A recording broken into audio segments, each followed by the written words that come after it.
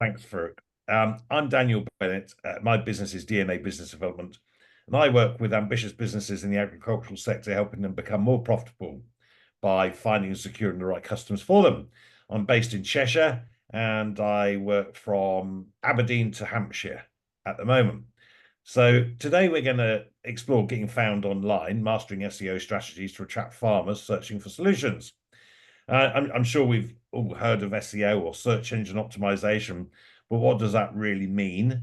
In reality, what it means to us is when farmers search for information on Google, if your business can help, then your website should be near the top of the list of search results.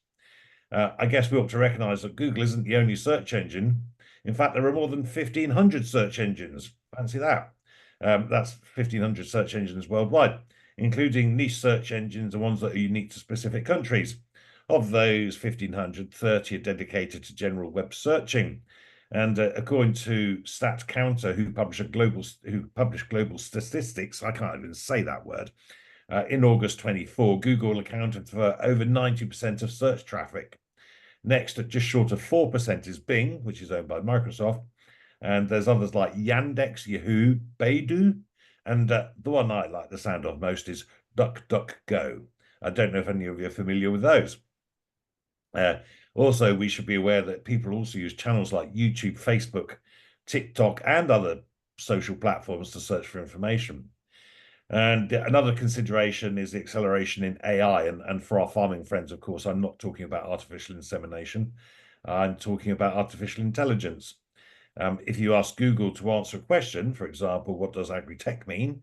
Rather than simply entering agri-tech, Google now presents an AI-generated content to answer your question. And so we'll have a little explore AI further on as well. I have asked for feedback from attendees previously. Some like the round the room intros, some aren't so bothered. But I believe part of masterminding is building a trusted network. So I think it's important that we all know who's here today.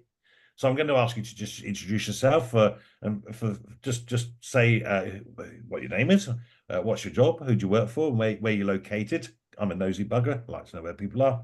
And later on, we'll get into a broader conversation and hopefully we'll share some ideas and our knowledge and experience. And perhaps if you've got a challenge, we might be able to answer. So go on, Annabelle, start with you. Who the heck are you? Where are you from? So I'm Annabelle Beaumont. I am a marketing coordinator for DSV UK, and we are 100-year-old seed breeders who originate from Germany. So we specialise in arable crops and grasses. Great stuff. And I'm sure we have met at cereals or something like that. That's yeah. Simon, who are you? Yeah. Hi, Dan. Hi, Dan. Well, I'm a marketing business development consultant, much like yourself, and I've worked in many agricultural fields in the past. I'm based in just outside Altrincham in the northwest, and yeah, I look after different people. Thank you, Simon. Tracy, what are you doing here? I don't know. Why am I here? Um, so my name's Tracy. I run a digital marketing agency called Arctic Bee, and I work closely with Daniel on some of his farming clients, helping them with their marketing, particularly social media, web design, and search engine optimization. So we've got a small agency up here in Yorkshire, and yeah, we look after a range of different types of clients. Thanks, Tracy. Farouk, I normally forget to introduce you, Farouk. Hi, good morning, everybody. My name is Farouk. I work closely with Daniel, just doing everything in the background for the marketing. I'm based in Nigeria. Thanks, Farouk. Yeah, this wouldn't happen without him. So I'm really grateful. So today we're here to solve problems that might be something a specific challenge you're facing. Whether the subject SEO, maybe it's a current problem for you. I don't know. It might be just simply to enhance your learning and understanding. And today I'm going to show you some of what I do to help grow agri-tech businesses by blending marketing and sales activities to help find and secure customers for them. Morning, Jarl. How are you? Oh, good morning. Doing well. Just Sorry I'm late. That's all right. You don't be late again. As you see, we're a smaller group this morning, and we've just done the introductions. Do you want to just say who you are and where you're from?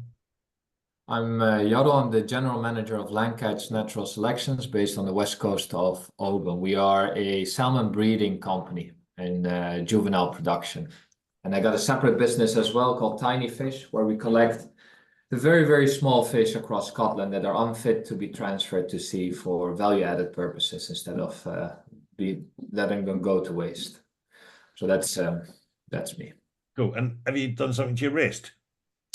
Yeah, silly things over the weekend. So just trying to give it some rest. Won't ask. Won't ask. Anyway, so today I'm gonna show you a bit about what I do to help grow agri-tech businesses by blending marketing and sales activities. And that's to obviously help find and secure customers for them. And if that's something you'd like help with, I can explain a bit later how you can work with me. I mean, there are many facets to finding and securing customers, and today our focus is getting found online. So that's mastering SEO strategies to attract farmers searching for solutions.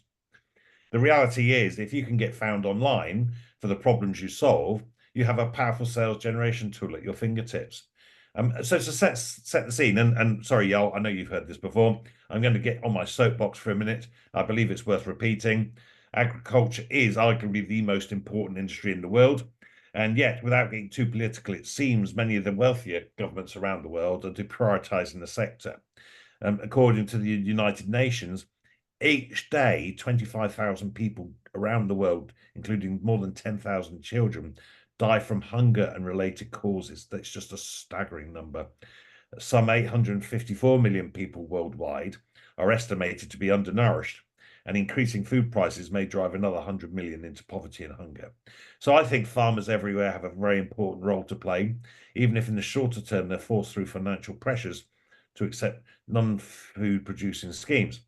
And it's clear we need to drive improvements and efficiencies in farming and looking after our environment. And agri-tech has a massive part to play in this. And it's unlikely a single agri-tech solution is going to revolutionize food production.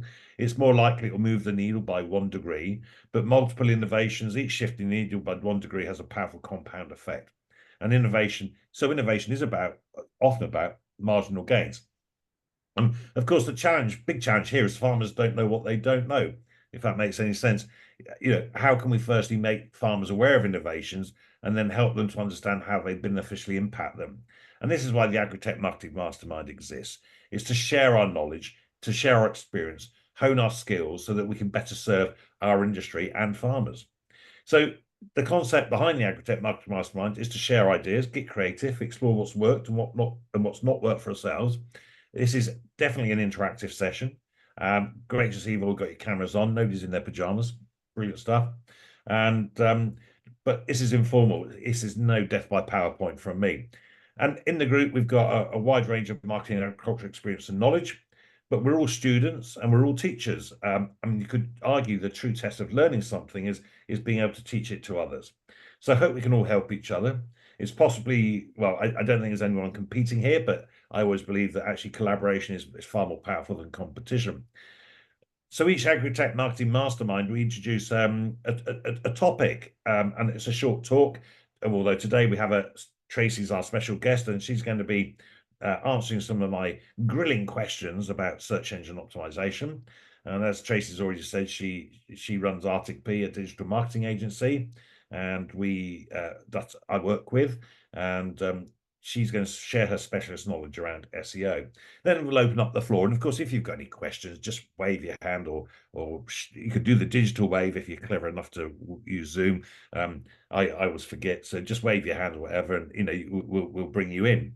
And then at the end, we'll also have a round the room discussion anyway. And obviously, Yoel, you've been here before. You know what happens.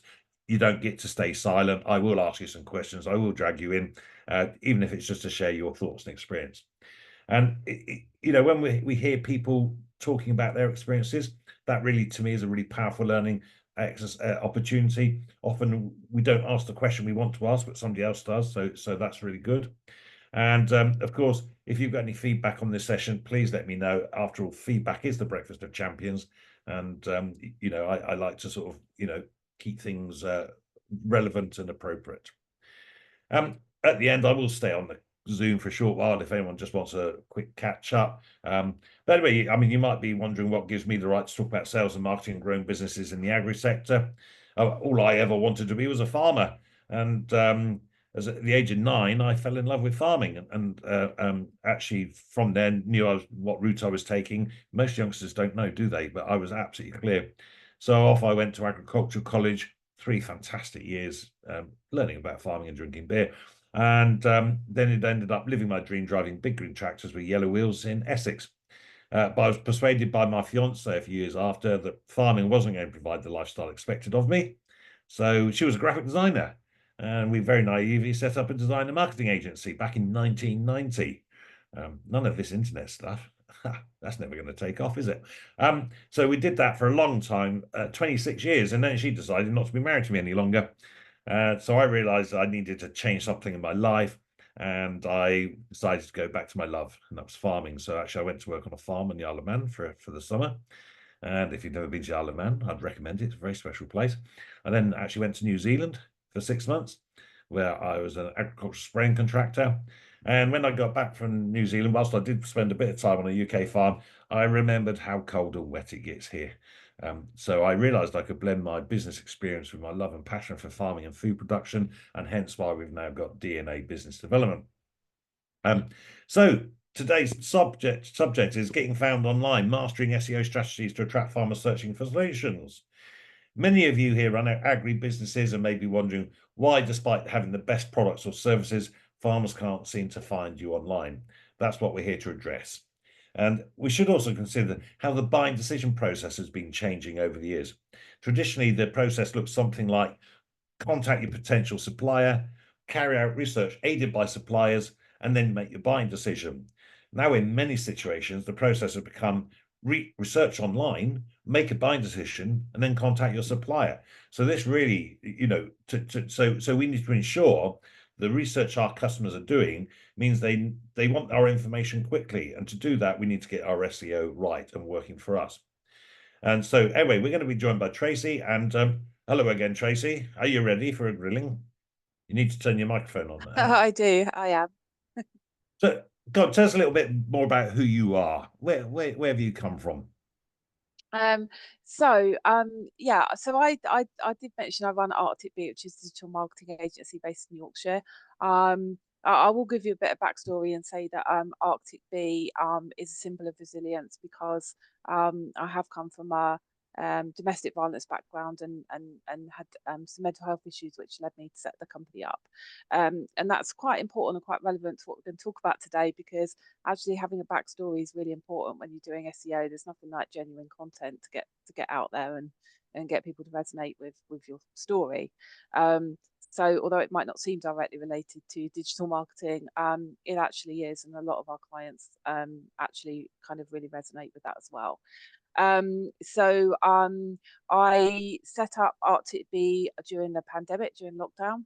I had, it's a slow process to set it up, and I've now got a small team of people that work for me. I've got an office up here in Yorkshire, and we work for a huge range of companies. We work with Daniel on the farming side of things, but we've done everything from financial and FCA compliance companies to dog fertility services. So you name it, we've done it. So I think that's us in a nutshell. But for me personally, in terms of my skill set, my specialism is web design and search engine optimization. So I have a younger team that tend to take care of the digital marketing side of things and the social media. Although I do have my own TikTok channel, which I do myself, doing quite well. I've got 16,000 likes on that so far. But I'm very much more on the website and the SEO side of things. Thanks, Tracy. Yeah, it's good to, as you say, it's really, I love hearing people's backstories, and that's why I tell mine. Tracy, can you put some links below after the meeting? Yeah, we certainly will do. Yes, I will. Yeah. So, Tracy, what are the sort of main SEO issues that you see when working with agricultural-based businesses? Okay, so several things. Firstly, I think that obviously there's the lack of technical side of things. So some websites I look at, they're just not formatted properly. or the navigation is confusing. So for a lot of websites that Daniel and I have looked at when we've taken them on, the navigation's been all over the place. It's just been really confusing to know where to start. And navigation structure has a huge impact on SEO, because if you think about it, you're using Google and other search engines to crawl your website, and the easier the structure works, the easier it is to find relevant information. So quite often there's a lot of duplication, a lot of overlap for navigation structure. There's also sometimes it's just not formatted, so the metadata is not right in the background. Page title hasn't been formatted. Page titles are hugely important in search engine optimization, but I can come on to that. But another big issue is actually how some of the websites look. So some of them have been put together by other companies, or they've been put together by that the person's done it themselves. They might have done a Wix website.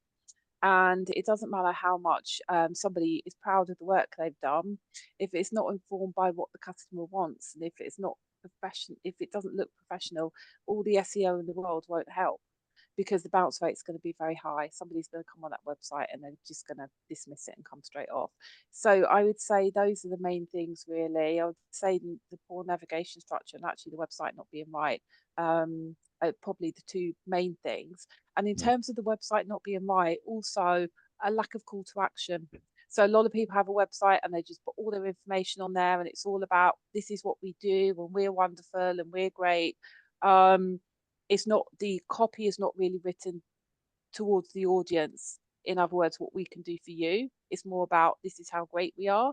And a lot of the sites we look at are very text heavy and explain what people do without really giving across a proper value proposition.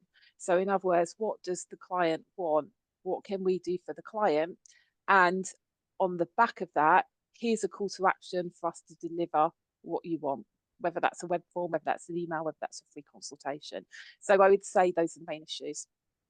Okay, so I'm sort of hearing it, well, sort of structural, technical type things, and how often, when you go to a website and something doesn't quite work, and that can be as simple as an image taking so long to load, or something like that. And I think a goldfish has the attention span of about 6 seconds, and I think most people are sort of somewhere short of that, aren't they, these days? So we have to technically make sure that things are working, otherwise people just go somewhere else. And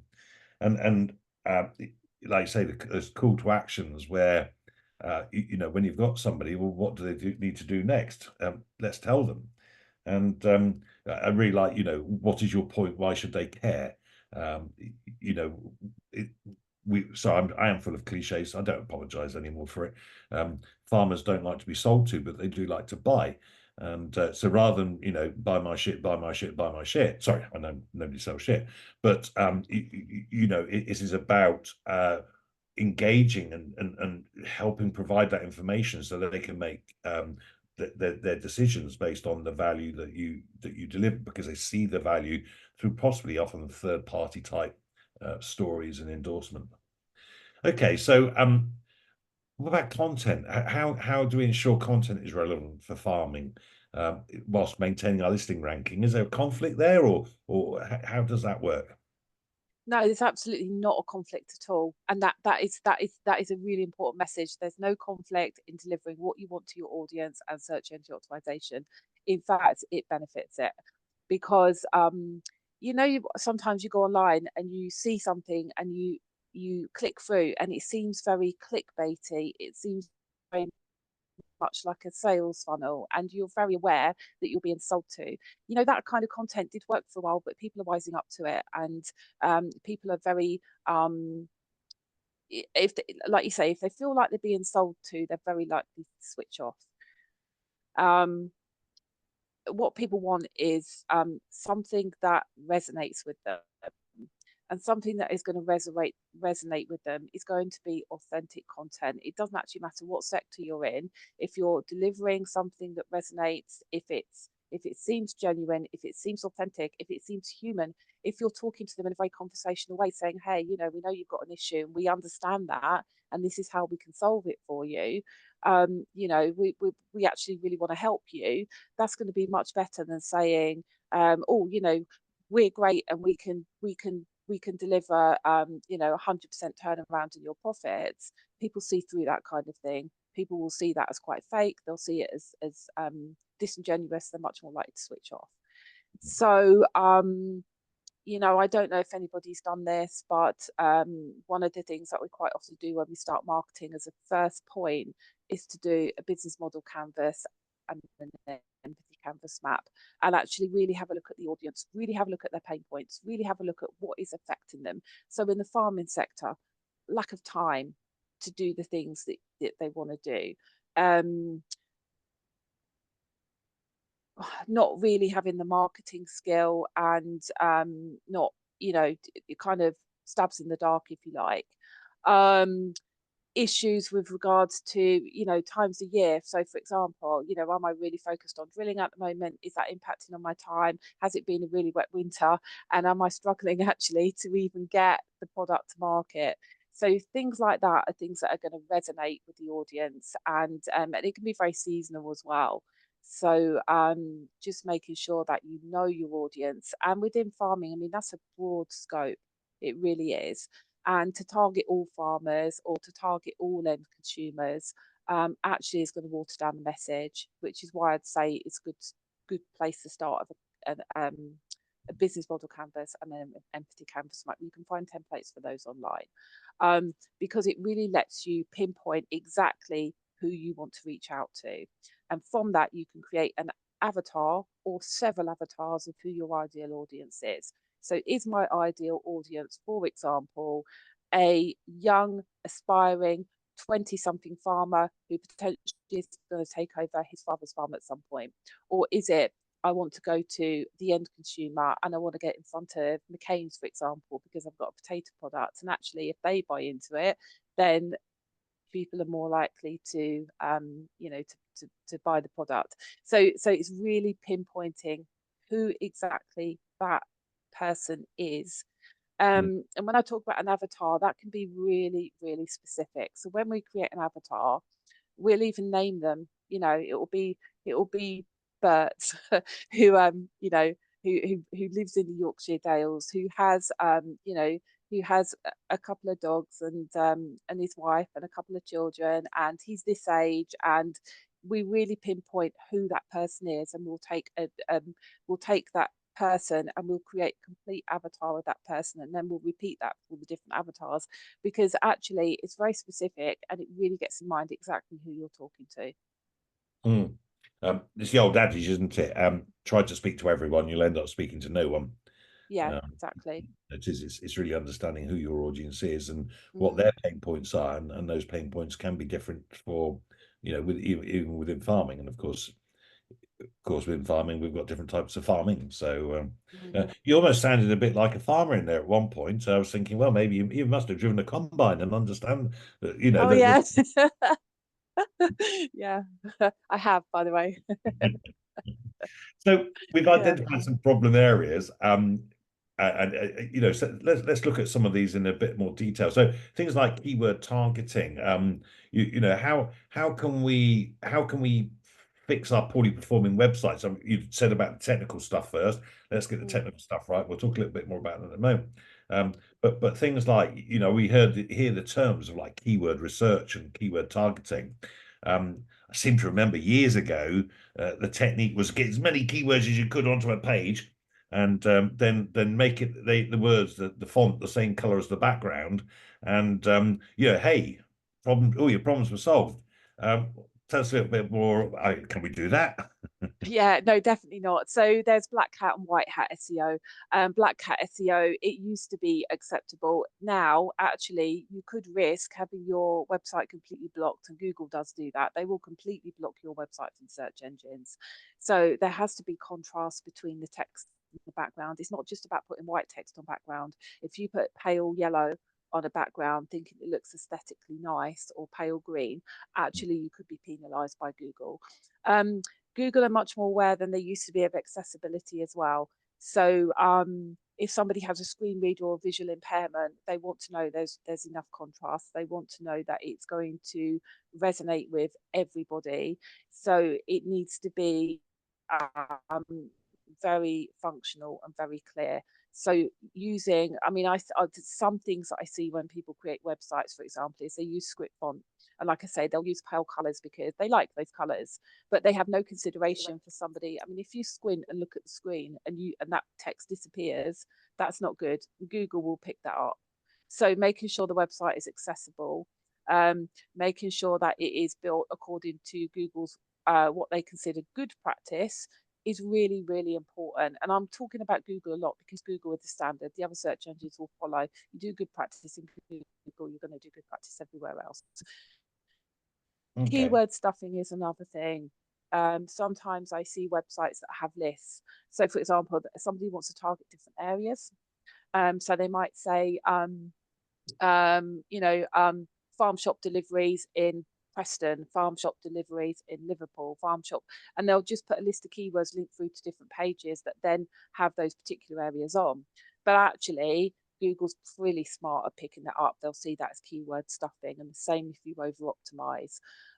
So there are, excuse me, there are tools out there that you can put on your website. If you've got WordPress, there's a good one called Yoast, and sorry, it will analyze your text, and it will actually tell you whether you've got too many keywords, which is really useful. But the important thing is, if you're putting keywords onto a website, they need to be contextual. So it needs to be written in a way. So the example I've just given could be, we have a farm shop and we regularly deliver to Preston, Liverpool, Manchester, and the surrounding areas. And if you want to see a map of the different areas, then you can click here and have a look. That would be much better than just having a list of those areas, because that's contextual. Okay. And then we hear the term long tail keywords. I mean, for example, are farmers searching for the best wheat seed to plant on dry soils in England, or or would they just be looking for best wheat seed, or are they looking for searching for drainage systems, or would they actually say I'm looking for a drainage system for my potato crop? Well, do you know what? In some respect, everybody here can answer that. When was the last time you did a Google search, and what did you put in? Did you put in one word, or did you ask a question? Yeah. In fact, I'll throw that open. How do you search? What I do, and this is then also another question, so I don't want to divert too much, but I work through trusted distributors and less so on the Google search as business to business. So my question was more on that, because I don't do that search best weed killer around. I call up a distributor and say, hey, I need a weed killer, or I need seeds. What do you recommend, or what do you have in store? Except instead of going out my way. So I don't know if that's different between business to consumers or business to business. But you might have missed the others, because I know you just picked up a call, but that's not a problem. We've business to run. So actually, in the introduction, I was talking about how traditionally the buying process is changing, and traditionally we would contact potential suppliers, then we would carry out our search aided by those suppliers, then make a buying decision. Now, I'm not making any reference to your age, but certainly, it does seem that certain younger generations are now doing their research online, making a buying decision, and then contacting the supplier. So things are shifting, and it depends, I guess, what they're buying and the demographic and all that. But it really depends on certain situations, doesn't it? But yeah, it's always interesting to hear how people use it. But I mean, on a personal basis, do you search, if you're, I don't know, buying something for yourself or planning a holiday, really it's gone are the days of going into the travel agent, isn't it? The first thing we do is we little old Google, don't we? Sorry. The most recent thing is for me, when I was buying racks and we didn't have a contact, is blacksmith in near Glasgow or in Scotland, and then you go through it and contact the different local people before you then look more specifically, this is freezing racks. So then you look at the terms freezing racks in the UK and then pay for the extra shipping. So I started typically local and then expanded to domestic, but then for the specific products. Yeah, absolutely. But Annabelle, what about you? How do you use search engines? Do you use search engines? I would say so clearly people buy RC through merchants. So we want to sort of advertise how good RCs are doing. We want to capture that attention so people do look on our website to have a look at the fact sheets and compare it on like the recommended lists and whatsoever, sort of make their buying decisions so what sort of seeds that they do want to drill. But yeah, it's always trying to get those people to look on your website and make more informed decisions about what they can sort of purchase from us. Yeah. Yeah. Thanks, Annabelle. And Simon, we're probably of a similar generation, aren't we? I hope not. Yeah, we probably are. But well, it is related. Coming out of work mode and into consumer mode as a consumer myself, I use the near me tag quite a lot when I'm searching for something. So, you know, obviously something restaurant, you know, bar, shop, whatever it might be, near me, because it tends to bring you up the companies that have got their geographical location sorted out. And in terms of SEO, I think, you know, geotagging and having you know, your location, your Google business page is all sorted out.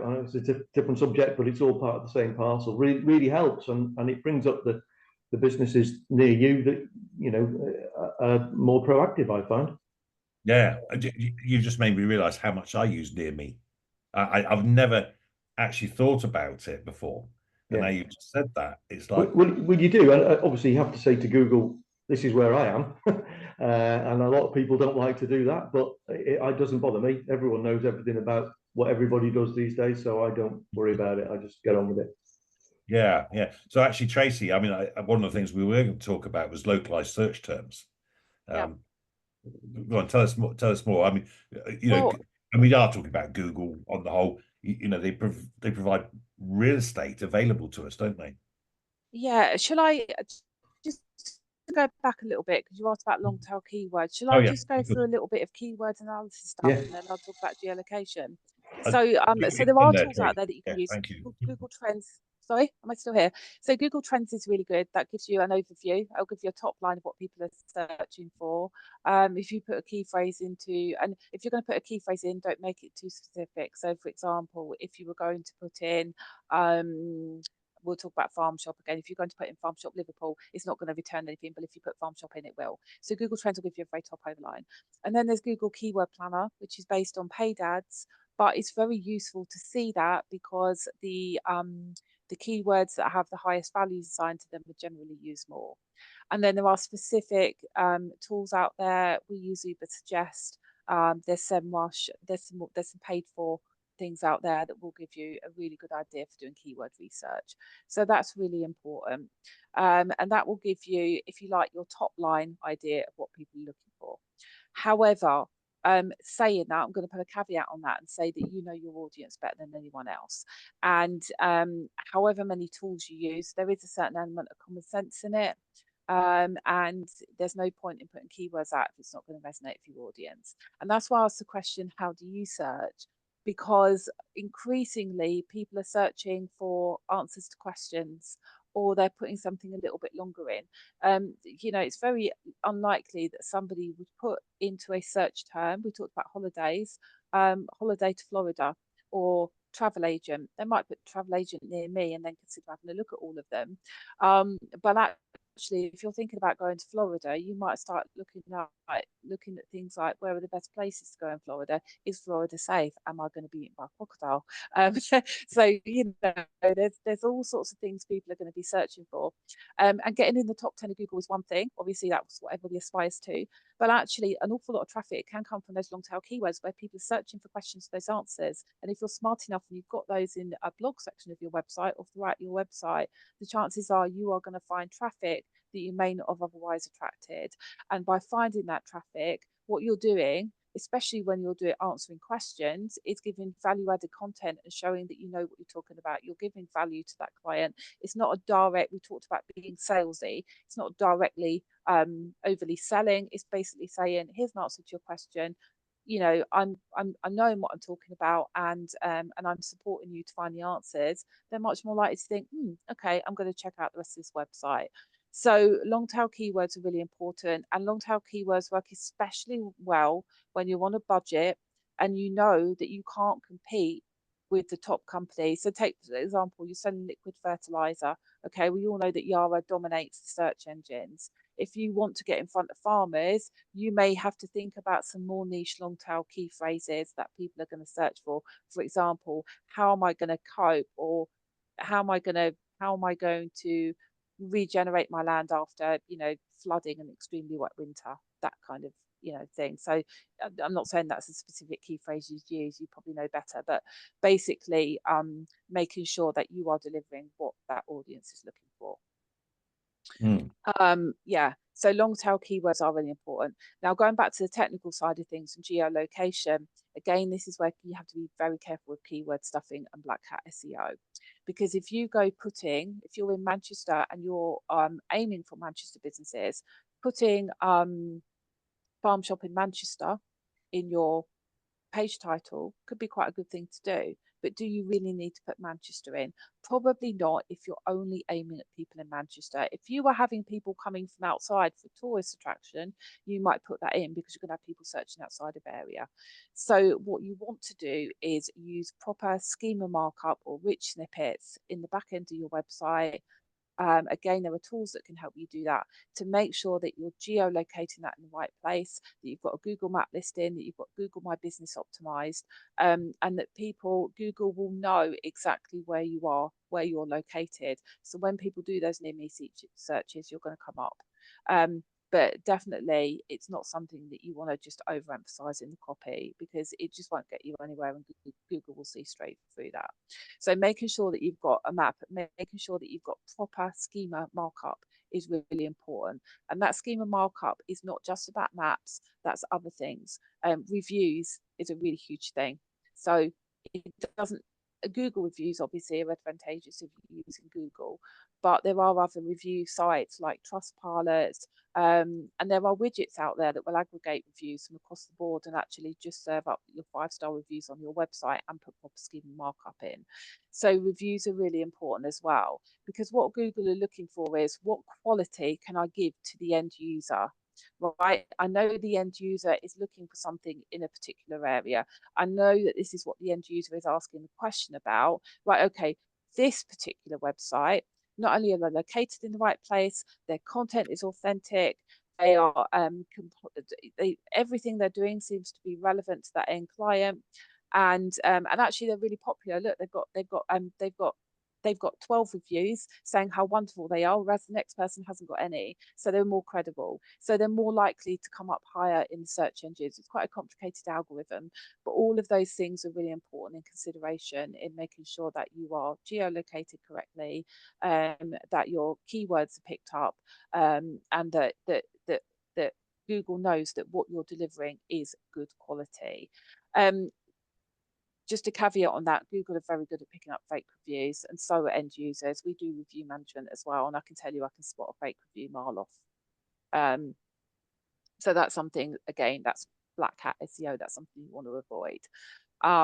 Yeah, but that authentic content is really, really important. Just make sure that it's genuine, it's authentic, it's geolocated, schema markups in place, and that you're absolutely doing everything the right way. So the content needs to answer the questions that your audience is asking. Yeah, absolutely. So the real technique is to understand the questions they're asking. And you know, I've said this before. If you said to a farmer in the 1890s, how can we help you make ploughing faster? They'd have probably said another team of horses.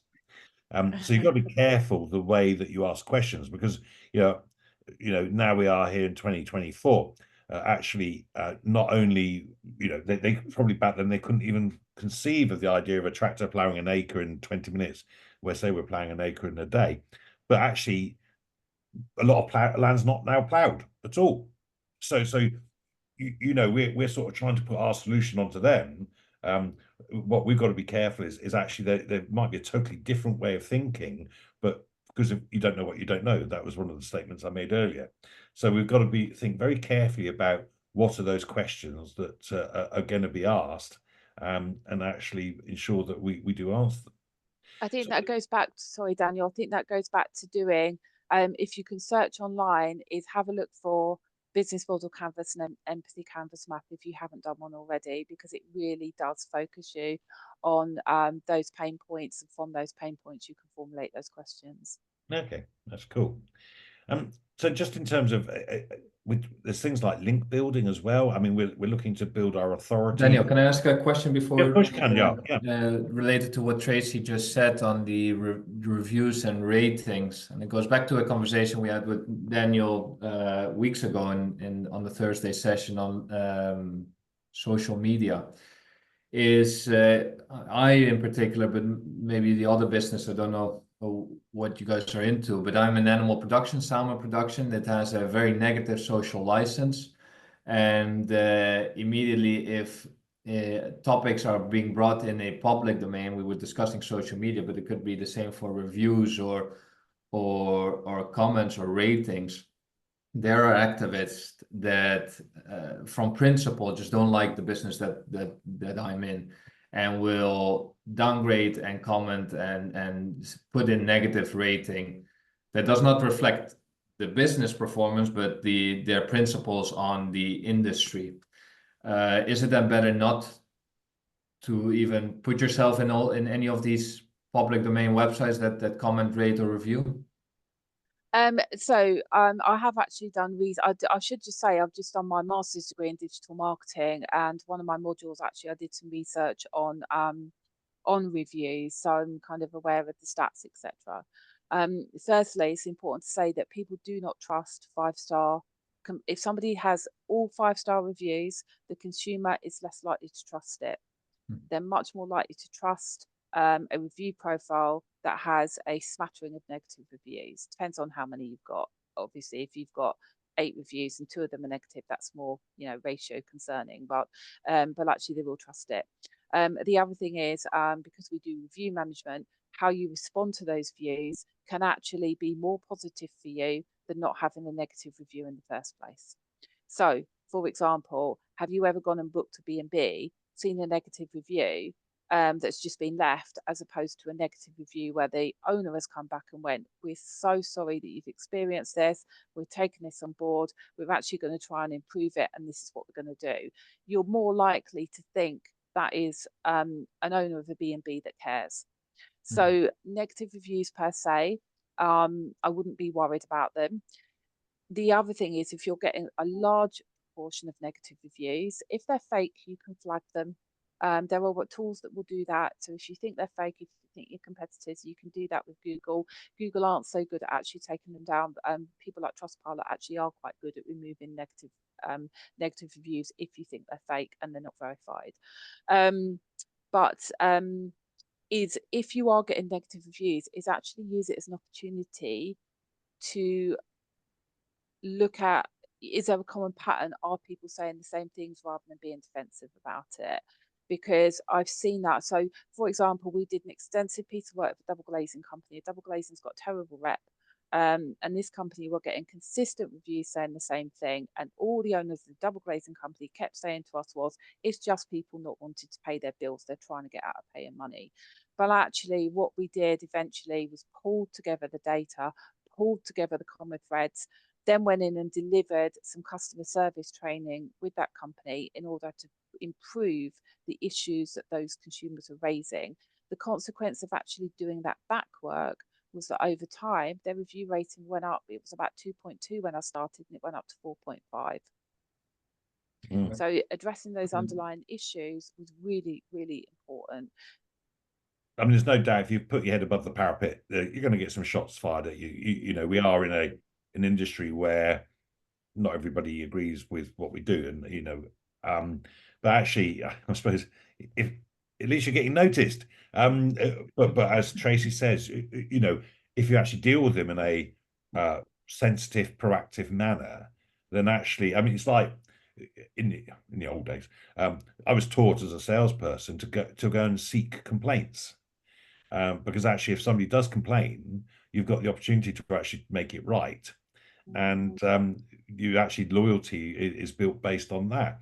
So yeah, you've got to weigh up for yourself the culture of your business and where you are. But yeah, personally, I think, well, if you don't do anything, that's worse. Being vanilla is, and actually Sandy Kirkpatrick, if any of you remember him from our storytelling sessions, being vanilla is really not very valuable to anybody. Try and talk to everyone, you talk to no one. It's all that sort of stuff. So I don't know if that helps. And yeah, sorry, I didn't notice your yellow hand waving at me. It wasn't until there you go. If you want to chip in, shout at me.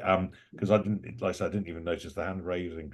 Can I just say something else on that point, actually, just really importantly, not having any reviews at all could be detrimental, because if you avoid putting yourself out there as a review profile, 70% of customers do use reviews, and that includes B2B when they're making a purchasing decision. So they will actively seek them. If they don't find them, it's going to raise a red flag. Also, if you don't put reviews out there, unfortunately, people can go and set a Trustpilot thing up on your company without your knowledge. They can just go and do that. Any consumer can go and do that in order to leave a review. And the problem is, at the time you get that one disgruntled person who is determined to have their say, however justified, all that's going to happen is you're going to end up with one awful negative review. Whereas if you've already built a positive review profile, that is one amongst many, and then you've got the opportunity to deal with it. So I definitely would not avoid putting reviews online. I definitely would have a proactive review strategy. No, yeah, take control, isn't it? Yeah. Yeah, that's really valuable. Thanks, Tracy. But morning, Tom. I'm really conscious. Actually, hasn't time flown past? I will finish at 11 o'clock because I know that we all have our diaries and so 11 o'clock. Please feel free to leave. Like I said, we will hang around for a little while afterwards. But there's no embarrassment, no rudeness, because like I said, I know we have diaries. So just in terms of want to very quickly touch on, you talked about the website optimization, but I suppose in particular, we all tend to, when we start putting websites together, the first thing we do is we think about our desktop website. But the reality is that, I mean, traffic to websites is, I don't know if it's higher, but certainly equal to traffic via mobile devices, phones and such like. So yeah, tell us a little bit about that sort of website mobile optimization. So websites should always be mobile first, and especially for farmers, because if you think about it, they're out and about in the field, they might be looking at something while they're out. So it should always be mobile first. See so many people build for desktop without considering mobile. And actually, the software that we use, we can practically render a different kind of mobile version completely. It's not that it's just responsive, it's that there are elements that are hidden for desktop and elements that are hidden for mobile. So it should always be mobile first. And if you do a search for website speed test, Google has a speed test. I can get Daniel to send the link out, and you can actually check your website for mobile and for desktop to find out what the speed is, find out its accessibility score. In fact, that's a really useful measure of how of how much Google will value your website, because what you should be aiming for is a green score across the board, both on mobile and desktop. There's also tablets as well, but generally, if it's mobile friendly, it'll be tablet friendly. So it is really important.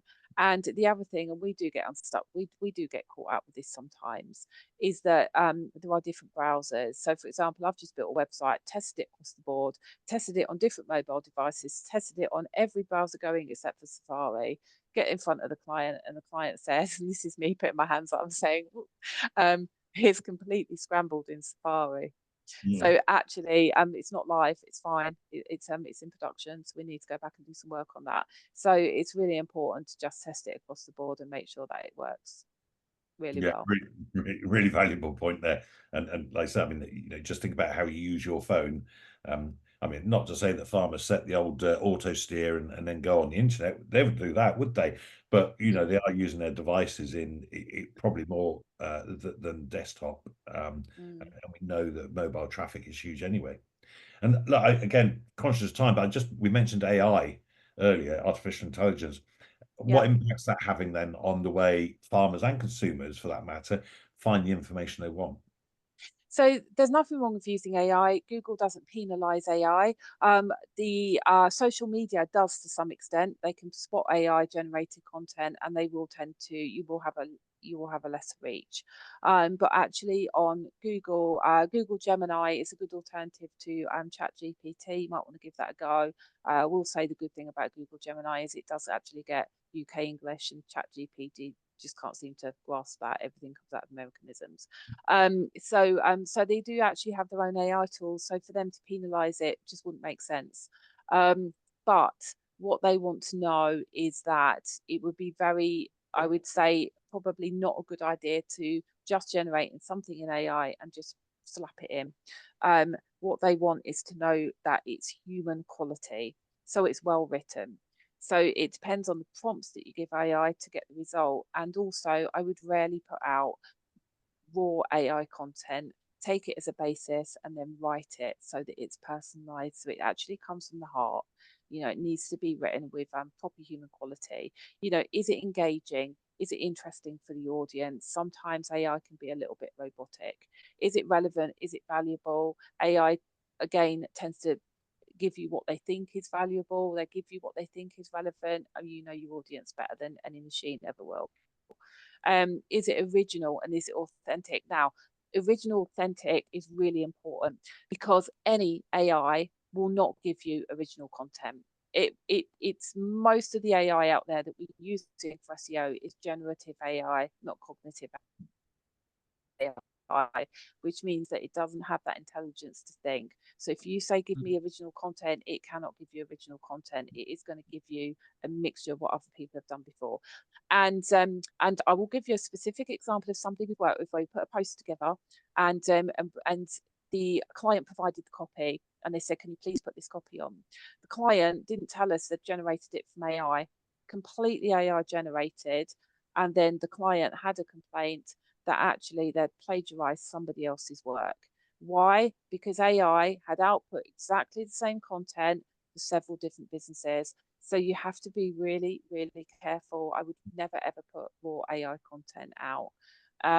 So use it by all means. It's a valuable tool, but just make sure that you are personalizing it and you're making it authentic. Thanks, Tracy. Yeah, absolutely. And nothing beats that authenticity, does it? That's but sure, use. And actually, a confession, Farouk and I develop these sessions. We start with using AI to look at what sort of drives the background of the conversations, but we just use it as a starting point and then sort of personalize it, for want of a better word. So we do find it a very useful way to get things started. But then actually, and of course, if we talk to AI, often it is American, it doesn't understand farming and things like that, but it's still very powerful. Look, I'm really conscious of time. I mean, I define myself as a business development specialist, which means I'm blending marketing and sales strategies to grow businesses. And we grow businesses by finding and securing customers. The alternative is you buy our business. I mean, so it's all very well getting found on Google or elsewhere, but really it's about SEO fitting into a broader business growth strategy. We need to grow. We need to build our sales funnels, don't we? Sorry, Annabelle, I know you talk about obviously a lot of what you do will go through distributors and merchants, so you might not be so directly involved in that sales funnel, but you've still got in effect you want to educate and inform your ultimate customer, but they still need to be very clear about where they can buy from. So very quickly in closing, you've got 2 minutes, Tracy, because we'll finish at 11 o'clock. How do we blend? How does it all fit together into our business? Yeah, Absolutely right. SEO is not the end, and like, you know, not the be all and end all. And like we said, it's if you've got a poor website, there's no point in doing SEO anyway. I see the same with paid ads. People do paid ads of a terrible website and then wonder why it doesn't convert. So I would say take a step back and have a really good holistic look at everything. Your branding, is your branding right? Have you got a brand kit? Is it consistent across the board? Have you got your messaging right? Have you got your values sorted? Have you got your mission and vision sorted? Do you know exactly what you're doing and what you're putting out there? So make a brand kit is a really, really good starting point. The business model canvas and the empathy canvas map is a good starting point. Those are the things that I would suggest that everybody has in place. From that, build an omni-channel marketing strategy that basically uses a sales funnel. If you search online, you can look for the race sales funnel. That's quite a common one to use. How are you going to build brand awareness in the first instance? How are you going to have micro conversions? And micro conversions is the act part of the funnel, which is where you're gathering email addresses, for example, and building a mailing list, because then you're capturing your audience on the next stage from just brand awareness. And then how are you actually going to convert them? And that conversion shouldn't just be based on digital online marketing. Sometimes actually picking up the phone is going to get that conversion. That can be even more powerful. Yeah, there's nothing like human interaction. People crave human interaction. And then at the end of that funnel, how are you going to engage and foster loyalty in that client? How are you going to nurture them? How are you going to value that relationship? And that goes, you know, getting a positive review is one thing, but actually you want your client to be recommending you to other people as well. So there's a lot of consideration there. We definitely say that search engine optimization works best when it's integrated into a complete holistic branding and digital marketing strategy. Thanks, Tracy. That's brilliant. And you know, normally we have quite a bit more of a roundtable discussion. I'm not saying Tracy talks a lot. I would never infer that, but I'm hoping, and I do know Tracy quite well, so I think I can get away with saying things like that. And normally we have more of a roundtable discussion, which Tom certainly is aware of, but we've run out of time. I mean, like I say, we will hang around at the end. So, but look, you know, the good news here is you don't have to tackle these SEO and marketing challenges alone. DNA Business Development, we're here to help. We specialize in helping agri-businesses like yours implement SEO strategies that get results, keyword optimization, content creation, website audits, everything you need to get found online by farmers looking for your solutions. So, you know, if you'd like to delve, I can't even say it, if you'd like to dive deeper into your specific business challenges, or, you know, if you're interested in learning more or getting personalized advice, book a one-to-one call with me. Farouk will put my contact details in the chat box, and